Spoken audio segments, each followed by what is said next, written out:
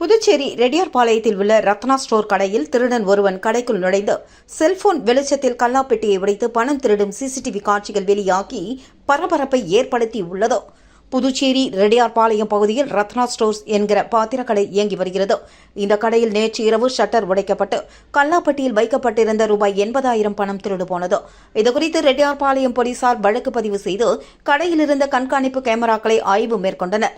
அதில் கடையின் உள்ளே புகுந்த மர்ம நபர் ஒருவர் டார்ச் லைட் வெளிச்சத்தில் பணத்தை திருடி செல்லும் சிசிடிவி காட்சிகள் பதிவாகியிருந்தது. சிசிடிவி காட்சிகளின் அடிப்படையில் போலீசார் மர்ம நபரை தேடி வருகின்றனர்.